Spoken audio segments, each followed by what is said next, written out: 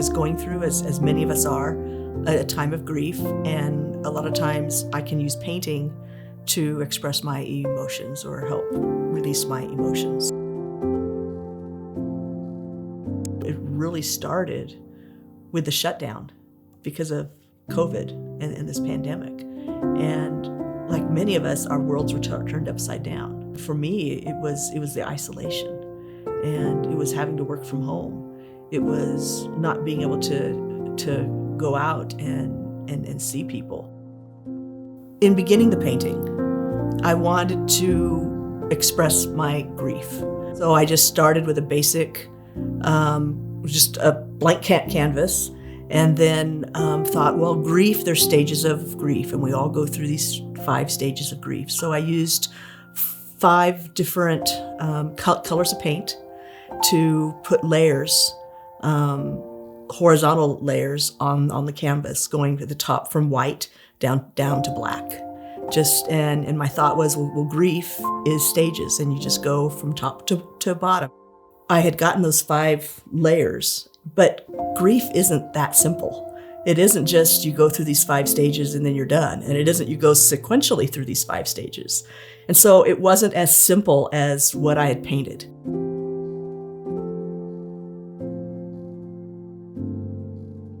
I began to put waves on it. So I used different colors and made the first wave at the bottom, and it was like, this is good, you know?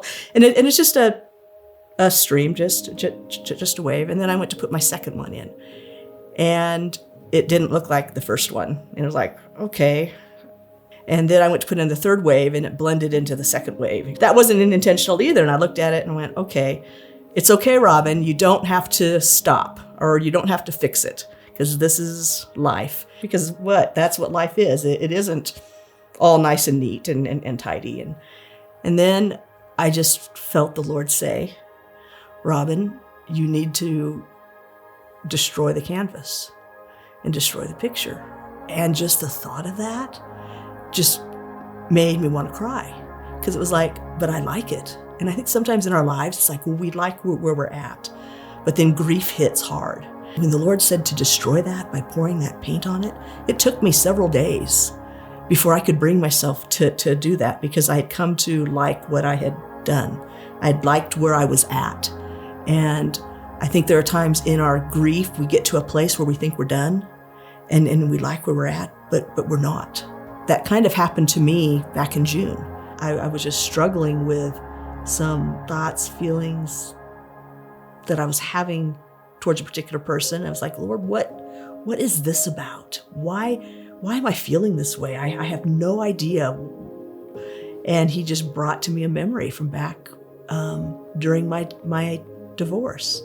And it was almost more than I could handle. I'd never experienced that depth of grief that I had right then. And it was out of that grief that this painting came. But then in the middle of that, I came down with COVID myself. And, you know, there's that whole scary part of your health declining and not knowing what's next. And then you recover, but you're not whole. And then, you know, my dad died in the middle of it. And I couldn't, there was nothing I could do about that. And how do you deal with that in the midst? So it was like grief upon grief upon grief. It just came time for me to process through that next stage of grief. And so I just poured acrylic paint on top of that. And so you have it dripping down the front of the canvas in blacks and dark blues and dark purple. And it just, you see, it's really a picture of loss.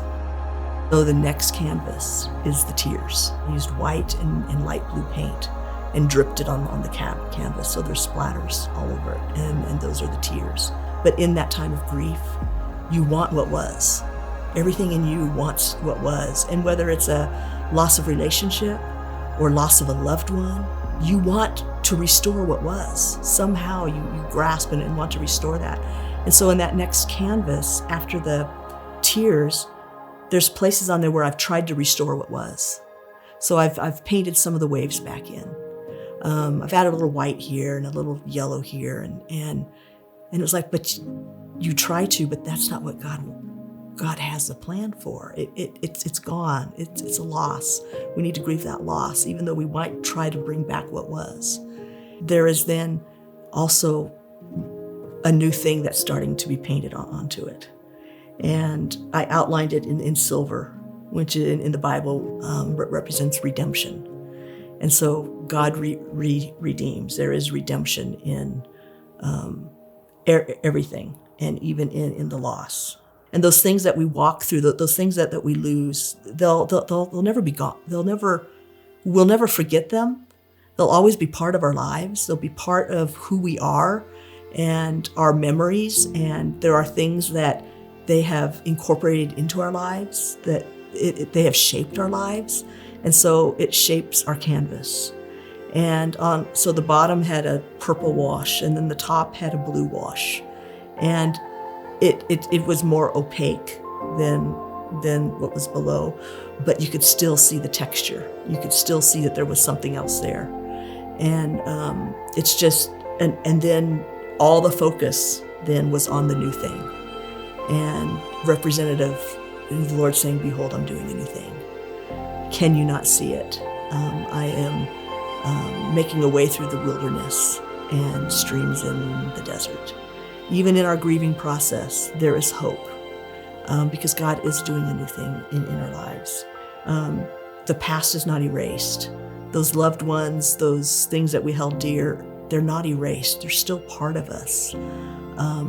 But there's a new thing now to focus on.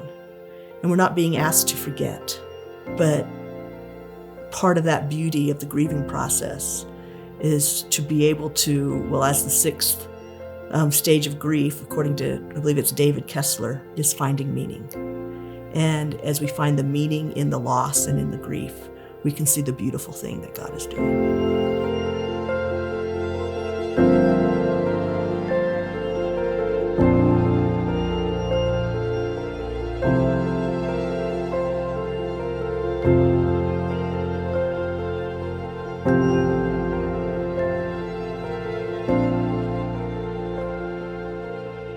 In the time that we're in right now, there are lots of reasons to grieve, and we're all grieving different things and for different reasons.